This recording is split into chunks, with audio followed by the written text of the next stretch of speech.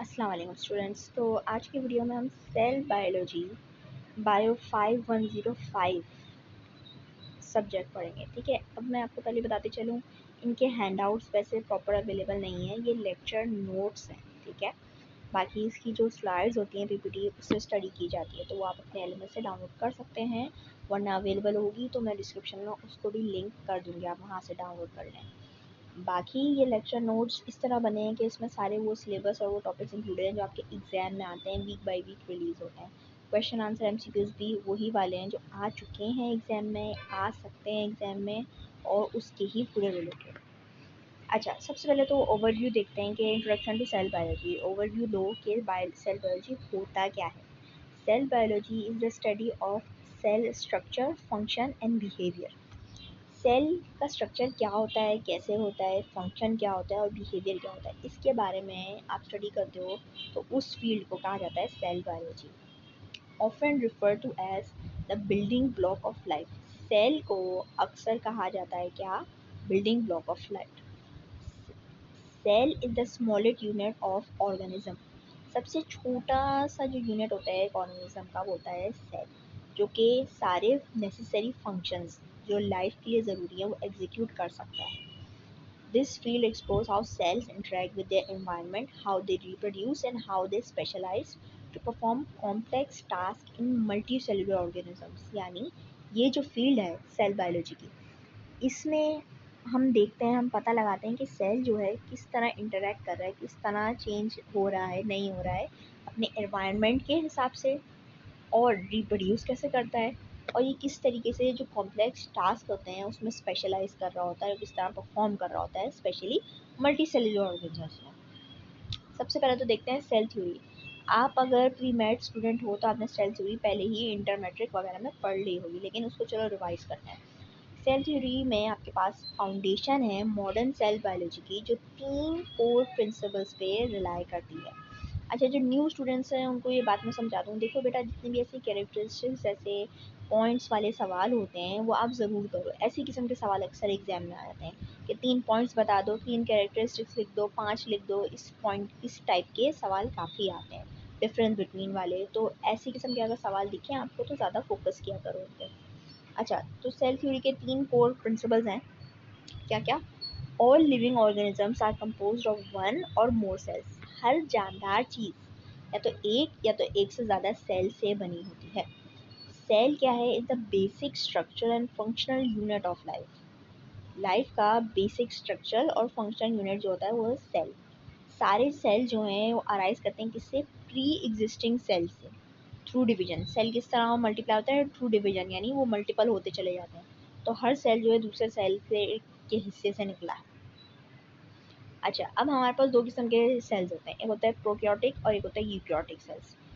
अब cells are broadly characterize into 2 types. उनकी जो इंटरनल कॉम्प्लेक्सिटी होती है ना, कॉम्प्लेक्सिटी होती है, कितना कॉम्प्लेक्स है कितने नहीं है, क्या उसका स्ट्रक्चर है, क्या फंक्शंस है, क्या बिहेवियर है, वो उसकी वजह से दो बेसिक टाइप्स हैं, दो मेगा टाइप्स, जिसमें उसको चेंज कर दिया गया है, जिसमें उसको तकसीम कर दिया गया है। एक होता है प्रोकैरियोटिक, जिसके अंदर मोस्टली बैक्टीरिया और सिंगल सेल ऑर्गेनिजम्स के बारे में हम स्टडी करते हैं। जिसके अंदर क्या होता है, जिसमें जो सिंगल सेल ऑर्गेनिजम्स होते हैं ना, उनमें मेम्ब्रेन्स बाउंड नहीं होता। जो न्यूक्लियस होता है और ऑर्गेनाइज होती है वो मेम्ब्रेन्स बाउंड नहीं होते। उनके जो डीएनए होते हैं वो सेंट्रल रीजन में फाउंड हो जाते हैं, और सेंट्रल रीजन को न्यूक्लियोइड कहा जाता है। जबकि जो यूकैरियोटिक सेल्स होते हैं, यानी जो मल्टी सेलुलर ऑर्गेनिजम्स में पाए जाते हैं, यानी एनिमल्स, प्लांट, फंगाई, इन सब में पाया जाता है, वो कॉम्प्लेक्स सेल्स होते हैं जो कि कंटेन कर रहे हैं क्या? डिफाइंड न्यूक्लियस, और स्पेशलाइज्ड ऑर्गेनाइज होते हैं उसके अंदर, जैसे माइटोकॉन्ड्रिया और क्लोरोप्लास्ट। अच्छा, ये बेसिक उनकी डेफिनेशन हो गई और डिफरेंस हो गया। अब क्वेश्चन आपके पास इस किस्म के आ जाएंगे कि भाई किसने पहले डिस्कवर किया, सेल का नाम क्या था, बिल्कुल बेसिक वाले। तो ये यहाँ पे लॉन्ग भी थोड़े डाल दिए हैं, शॉर्ट भी डाल दिए हैं, एमसीक्यूज भी डाल दिए हैं। अगले इसके टॉपिक पे चलते हैं। अच्छा, जैसे दूसरा टॉपिक है इसका कि व्हाट इज सेल। डेफिनेशन और इम्पोर्टेंस। सेल क्या है? Is the smallest basic unit of life that is capable of performing all life processes. Cell जो है सबसे छोटा और सबसे बेसिक यूनिट ऑफ लाइफ है, जो कि सारे के सारे टास्क ऐसे परफॉर्म कर सकता है जो कोई जानदार चीज़ कर पाए। इसका मतलब ये नहीं कि चलना फिरना और बाकी चीज़ें जो हम फुल फॉर्म में कर रहे होते हैं, लेकिन बेसिक फंक्शन बेसिक प्रोसेसेस हो सकते हैं। अच्छा, अगर ऑर्गेनिज्म सिंगल सेल्ड है, बैक्टीरियम है, या कोई भी कॉम्प्लेक्स ह्यूमन मेड ऑर्गेनिज्म है, या कुछ भी ऐसा है इसमें ट्रिलियंस ऑफ सेल्स हैं, cell remains the fundamental structure function biological unit. चाहे वो सिंगल सेल्ड ऑर्गेनिज्म हो जैसे बैक्टीरिया, या ट्रिलियंस ऑफ सेल्स के साथ बना हुआ एक इंसान हो, सेल हमेशा बोला जाएगा कि वो फंडामेंटल स्ट्रक्चर फंक्शनल और बायोलॉजिकल यूनिट है। इस चीज़ को आप सेल बायोलॉजी कहते हैं या साइटोलॉजी भी कहते हैं। अच्छा, discovery of cell, history of cell biology किससे शुरू हुई? सबसे पहले तो सेल्स वगैरह का पता किससे चला? जब माइक्रोस्कोप इन्वेंट हुआ। माइक्रोस्कोप इन्वेंट हुआ तो उससे दिखी चीज़ कि सेल नाम की भी कोई चीज़ होती है।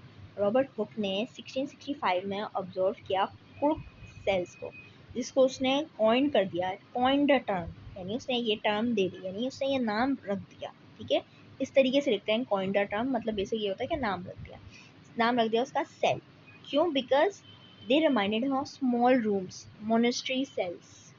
मोनेस्ट्रीज में सेल्स होते थे, रूम्स होते थे ऐसे, तो उसने बोला है मुझे तो उस रूम्स की याद आती है इसको देख के, तो उन्होंने सेल नाम रख दिया इसका। फिर एंटोन वैन ल्यूहुक ने 1674 में क्या करा? The first to observe living cells including bacteria and protozoa which are called animalcules. इन्होंने उस सन में जाके पहले लिविंग सेल्स ऑब्जर्व किया, जैसे कि जो बैक्टीरिया वगैरह में मौजूद होते हैं, बैक्टीरिया, प्रोटोजोआ, इन सबको, और उसको बोला इसने एनिमिकल्स। क्लासिफिकेशन ऑफ ऑर्गेनिज्म जो हैं वो क्लासीफाई होते हैं नंबर ऑफ सेल्स के बेस पे, कि कितने नंबर ऑफ सेल्स उसमें मौजूद है, उस हिसाब से उन ऑर्गेनिजम्स को क्लासीफाई किया जाता है। यूनिसेलुलर ऑर्गेनिजम्स होते हैं, उसके अंदर एक सेल होता है जो कि सारे टास्क परफॉर्म कर रहा होता है, जैसे कि अमीबा, बैक्टीरिया, इन सब में। मल्टी सेलुलर जो होता है उसके अंदर बहुत सारे स्पेशलाइज्ड सेल्स होते हैं जो एक साथ काम करते हैं एक टास्क को कंप्लीट करने में, जैसे कि इंसानों में होता है, ओक ट्री में होता है, प्लांट्स में होता है, इन सब चीज़ों में। अच्छा, जर्नल कैरेक्टरिस्टिक्स क्या हैं सेल्स की? जर्नल कैरेक्टरिस्टिक्स ये हैं कि भाई प्लाज्मा मेम्ब्रेन्स होता है, एक थिन आउटर लेयर होती है जो कि रेगुलेट कर रही होती है कि अंदर सेल के क्या आए और सेल से बाहर क्या जाए। फिर होता है साइटोप्लाज्म, जो कि बेसिकली एक जेली लाइक सब्सटेंस होता है, जो कि क्या, वहाँ पे मेटाबॉलिक रिएक्शन वहाँ पे होता है। जेनेटिक मटेरियल जो होता है वो भी सेल में कंटेन होता है। जेनेटिक मटेरियल बेसिकली क्या है? Instruction for sale function and reproduction. Basic instructions होते हैं वो कि सेल के क्या फंक्शंस हैं और कैसे उसको रिप्रोड्यूस करना है। राइबोसम्स मौजूद होते हैं, क्या करते हैं राइबोसम्स? मॉलिक्यूलर मशीन्स होते हैं जो सिंथेसाइज करते हैं प्रोटीन को। ठीक है, एक तो प्रोटीन वो होता है आप लोग जो खाने में खाते हो, जैसे चिकन में प्रोटीन है, अंडे में प्रोटीन है। एक प्रोटीन वो होता है जो बॉडी खुद प्रोड्यूस करती है। ठीक है, बहुत सारे किस्म के प्रोटीन्स होते हैं। तो खैर सेल में राइबोसम्स होते हैं, वहाँ पे सिंथेसाइज किया जाता है, वहाँ पे बनता है प्रोटीन। अच्छा, अब अगले चैप्टर पे चलते हैं। अगला टॉपिक जो था हमारा, अगला टॉपिक है सेल थ्योरी। अच्छा, कॉन्सेप्ट सेल थ्योरी हमने देख लिया कि सेल थ्योरी होता क्या है, लेकिन इसको थोड़ा सा और देख लें। Cell theory is the one of the most fundamental unifying principles of biology. सबसे फंडामेंटल और यूनिफाइंग प्रिंसिपल्स बायोलॉजी के जो है वो सेल थ्योरी है। ये एक बेसिक फ्रेमवर्क प्रोवाइड करता है जिससे समझ में आता है कि लिविंग ऑर्गेनिजम्स जो है किस तरह स्ट्रक्चर है और कैसे वो फंक्शन करता है। 19th सेंचुरी से पहले ओरिजिन ऑफ लाइफ जो है ऑफ्टन एट्रीब्यूट किया जाता था कि स्पॉन्टेनियस जनरेशन हो रही है, यानी पता नहीं बस ऐसे ही बन गया, जल्दी से बन गया, खुद ब खुद बन गया। लेकिन जब डेवलपमेंट हुई सेल थ्योरी की तो प्रूफ हुई कि लाइफ जो है कंटिन्यूस और सेल्यूलर है। स्पॉन्टेनियस नहीं एकदम से बना है, कंटिन्यूसली इवॉल्व कर रही है, कंटिन्यूसली मूव कर रही है, कंटिन्यूसली बन रहा है। तीन क्लासिकल टेंट्स जो होते हैं वो क्या है? बाय मिड 1800s, तीन साइंटिस्ट थे, मथायस शेल्डन, थियोडोर श्वान और रूडोल्फ वर्कचॉप। इन्होंने कंट्रीब्यूट किया तीन कोर पिलर्स पे जो कि सेल थ्योरी के, जो हमने ऊपर रीड किया वही है, बस को थोड़ा नॉर्मल स्ट्रक्चर में लिख दिया, जैसे कि उसमें लिखा था जैसे हर ऑर्गेनिज्म एक या एक से ज़्यादा सेल से बना है। ये बेसिक स्ट्रक्चर और फंक्शनल यूनिट है। सारे जो सेल्स होते हैं वो प्री एग्जिस्टिंग सेल्स होते हैं, ओमिनस सेलुलर ई सेलुला, लैटिन में ये बोलते हैं इसको। अच्छा, इसकी मीनिंग ज़रूर याद कर लो कि और भी रहेंगे उसमें, एमसीक्यूज़ में ऐसा पूछा जा सकता है आपसे। अच्छा, ये भी बता दूँ कि जैसे ये आपके पास ये वाले चैप्टर्स होते हैं ना, ये वाले सब्जेक्ट्स होते हैं जिसके अंदर एक वीक में आप लोग देखते हो तो 20 से 30 से इतने सारे लेक्चर्स रिलीज़ हो जाते हैं आपके एलएमएस पे। तो वो बस ऐसे दिखाने का है, असल में इतना कंटेंट होता नहीं है, ठीक है। तो उसको सिंप्लीफाई करके और किस तरह आप अंडरस्टैंड कर सकते हो उस हिसाब से ये लेक्चर नोट्स बने हैं कि मेन आइडिया ओवरव्यू जो आपको जानना ज़रूरी है वो उसमें बताया गया। क्योंकि आप लेक्चर देखते हो तो वो बहुत लेंदी होते हैं और लंबे लंबे चले जाते हैं, कोई एग्ज़ाम में इतना सारा नहीं आता, एग्ज़ाम काफ़ी ईजी होता है। हर वीक का कोई थीम होती है, कोई टॉपिक होता है एक, जिसके बारे में ही आपको डिटेल में पढ़ाया जाता है 10-12 वीडियोज़ के थ्रू। तो उसके घबराने की ज़रूरत नहीं है, आप इससे स्टडी करो, उससे स्टडी करो, आपका एग्ज़ाम ईज़िली हो जाएगा, कोई ऐसा इशू नहीं है। अच्छा, मॉडर्न सेल थ्योरी क्या है? Modern cell theory as technology और माइक्रोस्कोपी एडवांस हुई, क्लासिकल थ्योरी जो है उसको थोड़ा एक्सपेंड कर दिया गया है कि मॉडर्न सेल थ्योरी में भी थोड़ा अंडरस्टैंडिंग ज़्यादा बेटर हो सके। जैसे कि पहला पॉइंट हो गया कि एनर्जी फ्लो, मेटाबॉलिज्म और बायोकेमिस्ट्री जो है सेल्स के अंदर अकर करती है। सेल कंटेन्स हाइडेटी इंफॉर्मेशन, यानी डीएनए की इंफॉर्मेशन वो उसके अंदर कंटेन करती है, जो कि पास ऑन होता है from cell to cell during division. जब सेल डिवीजन होता है तो एक सेल में जो डीएनए मौजूद था, जो हाइडेटेड इंफॉर्मेशन मौजूद थी, जो इनहेरिट करनी है लोगों ने वैल्यूज़, वो सारी मौजूद थी, वो दूसरे सेल में कन्वर्ट हो गई, पास ऑन हो गई। सारे सेल्स जो हैं क्या है, all cells are basically same in chemical composition in similar species, यानी सिमिलर स्पीशीज़ जो है जैसे इंसान है, इंसान के सब इंसानों के जो सेल्स होंगे वो केमिकल कंपोजिशन में सेम होंगे, जानवरों के सेम होंगे आपस में, जो सेम नस्ल के जानवर हैं, शेर का सेम होगा, गीदड़ का अलग होगा, बिल्ली का अलग होगा, थोड़ा थोड़ा उनके फ़र्क होंगे। तो जो सेम स्पीशीज़ में है ना, सेम नस्ल में है, उनके जो सेल्स होंगे, उनकी जो केमिकल कंपोजिशन है वो सेम होगी।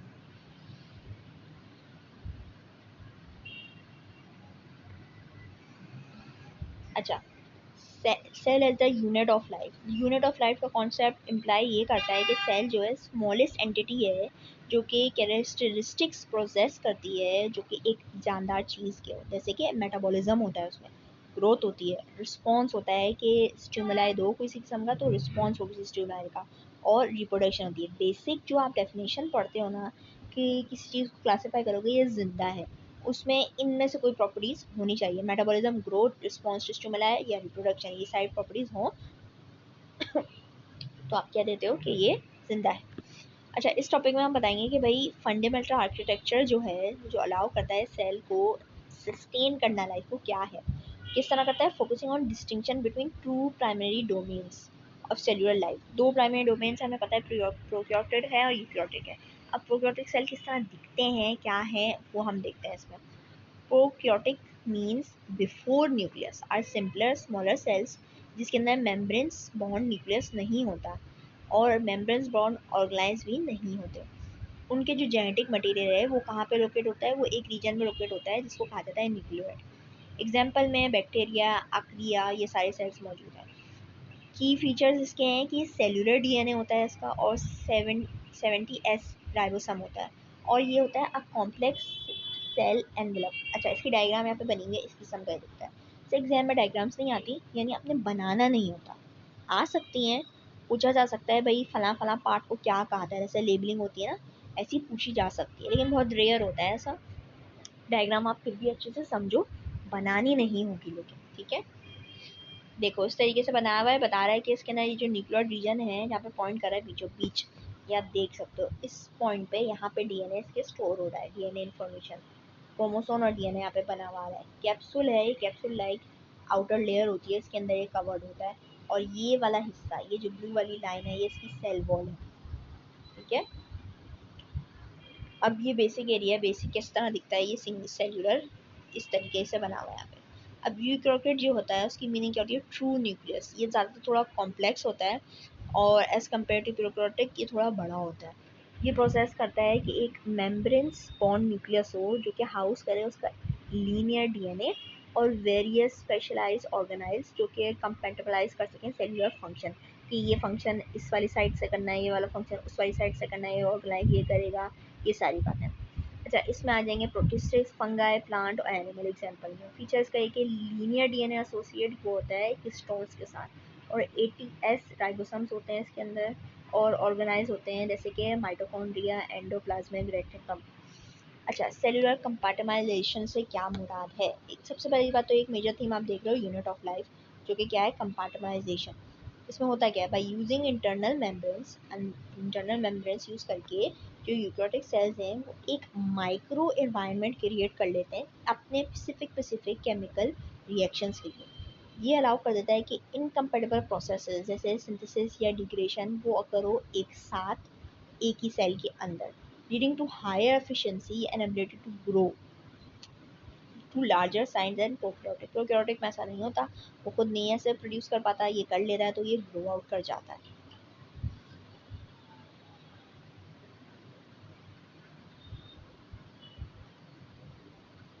अच्छा, पांचवा टॉपिक है कि सेलुलर लैंडस्केप।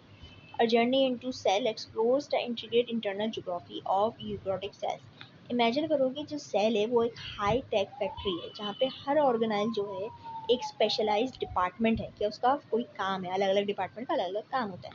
तो ये जो जर्नी होगी वो क्या करेगी, वो फॉलो करेगी flow of information and material. Information कहाँ से आ रही है, कहाँ जा रही है, मटेरियल कहाँ से आ रहा है, कहाँ जा रहा है, स्टार्टिंग से लेके कंट्रोल सेंटर तक। कंट्रोल सेंटर क्या होगा, जैसे फैक्ट्री का कंट्रोल सेंटर होता है वैसे सेल का भी कंट्रोल सेंटर होता है। तो सेल का कंट्रोल सेंटर न्यूक्लियस को कहा जाता है। फिर वहाँ से मूव करेगा, मूविंग थ्रू प्रोडक्शन लाइन, फिर प्रोडक्शन लाइन की तरफ जा रहा है। प्रोडक्शन लाइन सेल का क्या है, एंडोप्लाज्मिक रेक्टिकुलम और राइबोसोम्स, ये इसका प्रोडक्शन लाइन हो गया। फिर अगर फैक्ट्री है, ये प्रोडक्शन लाइन में जाएगा, फिर क्या जाएगा, फिर पैकेजिंग और शिपिंग वगैरह सेंटर में जाता है। तो सेल में पैकेजिंग और शिपिंग सेंटर होगा googly apparatus, all while being powered by energy plant. जो एनर्जी प्लांट है जो सब प्रोसेस को पावर कर रहा है कि चलती चली जाए, वो है माइटोकॉन्ड्रिया। तो इस किस्म की जर्नी होती है सेल के अंदर, और किस पार्ट को क्या कहा रहा है, क्या काम है, इस किस्म का है। अच्छा, एंडोमेम्ब्रेन सिस्टम क्या करता है, ये होता है basically this is a coordinated network of organise का एक कोऑर्डिनेटेड नेटवर्क बना होता है जो कि साथ साथ काम करता है मॉडिफाई करने के लिए, पैकेज करने के लिए और ट्रांसपोर्ट करने के लिए लिपिड्स और प्रोटीन को। न्यूक्लियस जो होता है कहाँ होता है, इसका वॉल्ट कंटेन कर रहा होता है ब्लूप्रिंट्स, डीएनए कंटेन कर रहा होता है किस तरह काम करना है। एंडोप्लाज्मिक रेक्टम ईआर जिसको कहा जाता है, वो असेंबली लाइन की तरह काम करता है। रफ ईआर जो होता है वो हैंडल करता है प्रोटीन्स, और जो स्मूथ ईआर होता है वो हैंडल करता है लिपिड्स। अच्छा, आपको पता है कि दो किस्म के होते हैं ये एंडोप्लाज्मिक रेक्टम, एक रफ होता है और एक स्मूथ होता है। अच्छा, फिर गूगली एपरेटिस क्या करता है, गूगली एपरेटिस जो होता है वो शिपिंग और रिसीविंग डिपार्टमेंट की तरह एक्ट करता है। फिर लाइवोसोम और वैक्यूल्स क्या करते हैं, वेस्ट मैनेजमेंट और स्टोरेज यूनिट की तरह काम करते हैं। माइटोकॉन्ड्रिया और क्लोरोप्लास्ट जो है एनर्जी ट्रांसफार्मर्स होते हैं। माइटोकॉन्ड्रिया जो है क्या करता है, केमिकल एनर्जी को कन्वर्ट करता है खाने से, और फिर एटीपी में उसको कन्वर्ट कर देता है। अच्छा, क्लोरोप्लास्ट क्या करता है, वो लाइट की एनर्जी जो है वो कन्वर्ट कर देता है शुगर्स में। साइटोस्केलेटन होता है जो सेलुलर स्कैफोल्डिंग और हाईवेज है। ये कंसिस्ट करता है कि माइक्रो ट्यूब्स, माइक्रो फिलामेंट्स और इंटरमीडिएट फिलामेंट्स बने बने हुए होते हैं जो कि मेंटेन करते हैं सेल का शेप, और कार्गो उसकी तरफ से मूव कर रहा होता है, जो भी जैसे जा रहा है, प्रोटीन जा रहा है, लिपिड जा रहे हैं, जो भी कुछ जा रहा है। ठीक है, जैसे ब्रेन, यहाँ पे क्वेश्चन दिया हुआ है ब्रेन ऑफ सेल क्या है, वो तो न्यूक्लियस होता है, सबको पता है। इस किस्म के एमसीक्यूज और सवाल दोनों आपके पास आ सकते हैं, इजीली आप इससे प्रिपरेशन कर लो।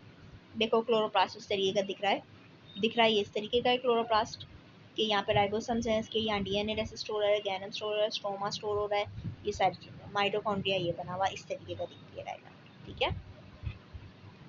अच्छा, अब अगले चैप्टर हम नेक्स्ट वीडियोस में कंप्लीट करेंगे। मैं सारी चीज़ें डिस्क्रिप्शन लिंक कर दूँगी, अगर आपको कोई भी सवाल हो उसके हवाले से तो आप कमेंट ज़रूर करिएगा।